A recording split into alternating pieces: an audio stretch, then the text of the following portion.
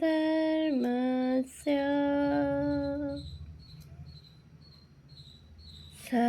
सर्वधर्म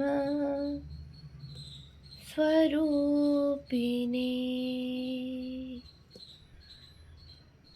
अवतार वरिष्ठाय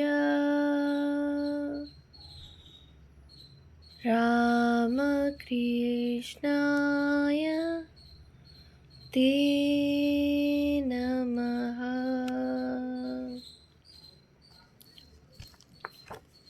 শ্রী শ্রী রামকৃষ্ণ কথামৃত শ্রীম কথিত প্রথম খণ্ড। তব কথামৃতম তপ্ত জীবনম কবিভিरीडितं কলমশাপহম শ্রবণমঙ্গলম শ্রীমদাততম ভুবি গৃণন্তি ये ভুরিদা জনা। শ্রীমদ্ভাগবত গোপী গীতা, পৃষ্ঠা সংখ্যা 274, 1883, 23 সেপ্টেম্বর, ষড়বিংশ পরিচ্ছেদ।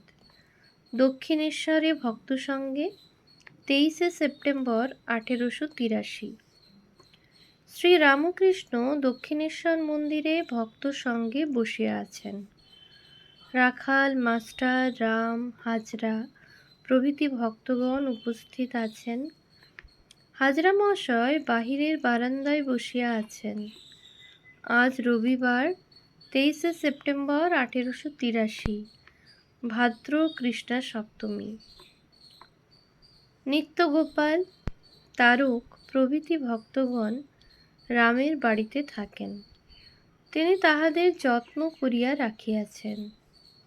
রাখাল মাঝে মাঝে শ্রীযুক্ত অধর সেনের বাড়িতে গিয়া থাকেন। নিত্যগোপাল সর্বদাই ভাবে বিভোর। তারকেরও অবস্থা অন্তর্মুখ। তিনি লোকের সঙ্গে আজকাল বেশি কথা কন না। শ্রী রামকৃষ্ণের ভাবনা নরেন্দ্রের জন্য। ঠাকুর এইবার নরেন্দ্রের কথা কহিতেছেন। শ্রী রামকৃষ্ণ একজন ভক্তের প্রতি। নরেন্দ্র তোমাকেও লাইক করে না। মাস্টারের প্রতি, কই অধরের বাড়ি নরেন্দ্র এলো না কেন? একাধারে নরেন্দ্রের কত গুণ, গাইতে বাজাতে লেখাপড়ায়। সেদিন কাপ্তেনের গাড়িতে এখান থেকে যাচ্ছিল। কাপ্তেন অনেক করে বললে তার কাছে বসতে। নরেন্দ্র ওধারে গিয়ে বসল। কাপ্তেনের দিকে ফিরে চেয়েও দেখলে না। শাক্ত, গৌরী পণ্ডিত ও শ্রী রামকৃষ্ণ। শুধু পাণ্ডিত্যে কি হবে, সাধন ভজন চাই। ইন্দেশের গৌরী পণ্ডিতও ছিল, সাধকও ছিল। শাক্ত সাধক। মার ভাবে মাঝে মাঝে উন্মত্ত হয়ে যেত। মাঝে মাঝে বলতো, হা রে রে রে নিরালম্ব লম্বোদর জননী কং ইয়ামি শরণম। তখন পণ্ডিতেরা কিঁচো হয়ে যেত। আমিও আবিষ্ট হয়ে যেতুম। আমার খাওয়া দেখে বলতো, তুমি ভৈরবী নিয়ে সাধন করেছ? একজন কর্তাভজা নিরাকারের ব্যাখ্যা করলে, নিরাকার অর্থাৎ নিরের আকার। গৌরী তাই শুনে মহা রেগে গেল। প্রথম প্রথম একটু গোঁড়া শাক্ত ছিল। তুলসী পাতা দুটো কাঠি করে তুলত, ছুত না। সকলের হাস্য। তারপর বাড়ি গেল। বাড়ি থেকে ফিরে সে আর অমন করে নাই। আমি একটি তুলসী গাছ কালীঘরের সম্মুখে পুঁতেছিলাম, মরে গেল। পাঠা বলি যেখানে হয় সেখানে নাকি হয় না। গৌরী বেশ সব ব্যাখ্যা করত। এ ওই ব্যাখ্যা করত। এ শিষ্য, ওই তোমার ইষ্ট। আবার রাবণের 10 মুণ্ড বলতো 10 ইন্দ্রিয়। তমগুণে কুম্ভকর্ণ, রজগুণে রাবণ, সত্যগুণে বিভীষণ। তাই বিভীষণ রামকে লাভ করেছিল। রাম, তারক ও নিত্যগোপাল। ঠাকুর মধ্যাহ্নে সেবার পর একটু বিশ্রাম করিতেছেন। কলিকাতা হইতে রাম, তারক, শিবানন্দ প্রভৃতি ভক্তগণ আসিয়া উপস্থিত হইলেন। ঠাকুরকে প্রণাম করিয়া তাহারা মেঝেতে বসিলেন। মাস্টারও মেঝেতে বসিয়া আছেন। রাম বলিতেছেন, আমরা খোল বাজনা শিখিতেছি। শ্রীরামকৃষ্ণ রামের প্রতি, নিত্যগোপাল বাজাতে শিখেছে? রাম, না, সে অমনি একটু সামান্য বাজাতে পারে। শ্রীরামকৃষ্ণ, তারক? রাম, সে অনেকটা পারবে। শ্রীরামকৃষ্ণ, তাহলে আর অত মুখ নিচু করে থাকবে না। একটা দিকে খুব মন দিলে ঈশ্বরের দিকে তত থাকে না। রাম, আমি মনে করি আমি যে শিখছি কেবল সংকীর্তনের জন্য। শ্রীরামকৃষ্ণ মাস্টারের প্রতি, তুমি নাকি গান শিখেছ? মাস্টার সহাস্যে, আজ্ঞে না, অমনি উ আ করি। আমার ঠিক ভাব, আর কাজ নাই জ্ঞান বিচারে দে মা পাগল করে। শ্রীরামকৃষ্ণ, তোমার ওটা অভ্যাস আছে? থাকে তো বলো না, আর কাজ নাই জ্ঞান বিচারে দে মা পাগল করে। দেখো, ওইটে আমার ঠিক ভাব। হাজরাকে উপদেশ, সর্বভূতে ভালোবাসা, ঘৃণা ও নিন্দা ত্যাগ করো। হাজরা মহাশয় কারু কারু সম্বন্ধে ঘৃণা প্রকাশ করিতেন। শ্রীরামকৃষ্ণ রাম প্রভৃতি ভক্তদের প্রতি, ও দেশে একজনের বাড়ি প্রায় সর্বদাই গিয়ে থাকতাম। তারা সমবয়সী। তারা সেদিন এসেছিল, এখানে 2-3 দিন ছিল। তাদের মা ঐরূপ সকলকে ঘৃণা করত। শেষে সেই মার পায়ের খিল কিরকম করে খুলে গেল, আর পা পচতে লাগলো। ঘরে এত পচা গন্ধ হলো যে লোকে ঢুকতে পারত না। হাজরাকে তাই ওই কথা বলি, আর বলি কারুকে নিন্দা করো না। বেলা প্রায় 4টা হইল। ঠাকুর ক্রমে মুখ প্রক্ষালনাদি করিবার জন্য ঝাউতলায় গেলেন। ঠাকুরের ঘরের দক্ষিণ পূর্ব বারান্দায় শতরঞ্চি পাতা হইল।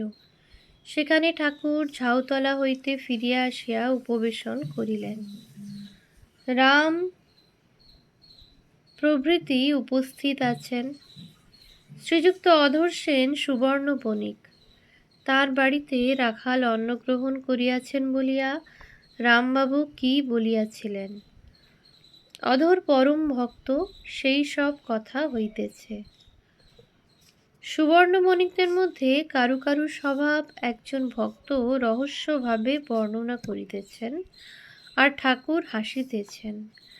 তাহারা রুটি ঘণ্ট ভালোবাসেন, ব্যঞ্জন হোক আর না হোক। তারা খুব সরেস চাল খান, আর জলযোগের মধ্যে ফল একটু খাওয়া চাই। তারা বিলাতি আমড়া ভালোবাসেন ইত্যাদি। যদি বাড়িতে তত্ত্ব আসে, ইলিশ মাছ, সন্দেশ, সেই তত্ত্ব আবার ওদের কুটুম্ব বাড়িতে যাবে। সে কুটুম্ব আবার সেই তত্ত্ব তাদের কুটুম্ব বাড়িতে পাঠাবে। কাজে কাজেই একটা ইলিশ মাছ 15 থেকে 20 ঘর ঘুরতে থাকে। মেয়েরা সব কাজ করে, তবে রান্নাটি উড়ে বামুনে রাঁধে। কারু বাড়ি 1 ঘন্টা, কারু বাড়ি 2 ঘন্টা, এই রকম। একটি উড়ে বামুন কখনো কখনো 4-5 জায়গায় রাঁধে। শ্রীরামকৃষ্ণ হাসিতেছেন, নিজে কোনো মত প্রকাশ করিতেছেন না। ঠাকুর সমাধিস্থ, তাহার জগন্মাতার সহিত কথা। সন্ধ্যা হইল। উঠানে উত্তর পশ্চিম কোণে শ্রীরামকৃষ্ণ দণ্ডায়মান ও সমাধিস্থ। অনেকক্ষণ পরে বাহ্য জগতে মন আসিল। ঠাকুরের কি আশ্চর্য অবস্থা! আজকাল প্রায়ই সমাধিস্থ। সামান্য উদ্দীপনে বাহ্য শূন্য হন। ভক্তেরা যখন আসেন তখন একটু কথাবার্তা কন, নচেত সর্বদাই অন্তর্মুখ, পূজা জপাদি কর্ম আর করিতে পারেন না। শ্রী রামকৃষ্ণের কর্মত্যাগের অবস্থা। সমাধি ভঙ্গের পর দাঁড়াইয়া দাঁড়াইয়াই জগন্মাতার সহিত কথা কহিতেছেন, বলিতেছেন, মা, পূজা গেল, জপ গেল, দেখো মা, যেন জড়ো করো না। ইয়স্ত্বাত্মা রতিরেব স্যাৎ সন্তুষ্টস্তস্য কার্যং ন বিদ্যতে। গীতা 3:17। সেব্য সেবক ভাবে রেখো, মা, যেন কথা কইতে পারি, যেন তোমার নাম করতে পারি, আর তোমার নাম গুণকীর্তন করব, গান করব মা। আর শরীরে একটু বল দাও মা, যেন আপনি একটু চলতে পারি। যেখানে তোমার কথা হচ্ছে, যেখানে তোমার ভক্তরা আছে, সেই সব জায়গায় যেতে পারি। শ্রী রামকৃষ্ণ আজ সকালে কালীঘরে গিয়া জগন্মাতার শ্রীপাদ পদ্মে পুষ্পাঞ্জলি দিয়াছেন। তিনি আবার জগন্মাতার সঙ্গে কথা কহিতেছেন। শ্রী রামকৃষ্ণ বলিতেছেন, মা, আজ সকালে তোমার চরণে 2টো ফুল দিলাম, ভাবলাম বেশ হলো, আবার বাহ্য পূজার দিকে মন যাচ্ছে। তবে মা, আবার এমন হলো কেন? আবার জ্বরের মতো কেন করে ফেলছ? ভাদ্র কৃষ্ণা সপ্তমী, এখনো চন্দ্রের উদয় হয় নাই। ভাদ্র কৃষ্ণা সপ্তমী, এখনো চন্দ্র উদয় হয় নাই। রজনী তমসাচ্ছন্ন। শ্রী রামকৃষ্ণ এখনো ভাবাবিষ্ট। সেই অবস্থাতেই নিজের ঘরের ভিতর ছোট খাটটিতে বসিলেন। আবার জগন্মাতার সঙ্গে কথা কহিতেছেন। ঈশানকে শিক্ষা, কলিতে বেদ মত চলে না, মাতৃভাবে সাধনা করো। এইবার বুঝি ভক্তদের বিষয়ে মাকে কি বলিতেছেন। ঈশান মুখোপাধ্যায়ের কথা বলিতেছেন। ঈশান বলিয়াছিলেন, আমি ভাটপাড়ায় গিয়া গায়ত্রীর পুরস্চরণ করিব। শ্রী রামকৃষ্ণ তাকে বলিয়াছিলেন যে কলিকালে বেদ মত চলে না, জীবের অন্নগত প্রাণ, আয়ু কম, দেহবুদ্ধি বিষয় বুদ্ধি একেবারে যায় না। তাই ঈশানকে মাতৃভাবে তন্ত্রমতে সাধন করিতে উপদেশ দিয়াছিলেন। আর ঈশানকে বলিয়াছিলেন, যিনি ব্রহ্ম, তিনিই মা, তিনিই আদ্যাশক্তি। ঠাকুর ভাবাবিষ্ট হইয়া বলিতেছেন, আবার গায়ত্রীর পুরস্চরণ? এ চাল থেকে ও চালে লাভ। কে ওকে ও কথা বলে দিলে? আপনার মনে করছে। আচ্ছা, একটু পুরস্চরণ করবে মাস্টারের প্রতি। আচ্ছা, আমার এসব কি বাইয়ে না ভাবে? মাস্টার অবাক হইয়া দেখিতেছেন যে ঠাকুর শ্রী রামকৃষ্ণ জগন্মাতার সঙ্গে এইরূপ কথা কহিতেছেন। তিনি অবাক হইয়া দেখিতেছেন, ঈশ্বর আমাদের অতি নিকটে, বাহিরে আবার অন্তরে। অতি নিকটে না হলে শ্রী রামকৃষ্ণ চুপি চুপি তার সঙ্গে কেমন করে কথা করছেন? তদ্বিষ্ণু পরমং পদং সদা পশ্যন্তি সূরয় দিবিব চক্ষুরাতমম। ঋগ্বেদ 1:22-20। ওম শান্তি শান্তি শান্তি। হরি ওম তৎসৎ। শ্রীরামকৃষ্ণার্পণমস্তু।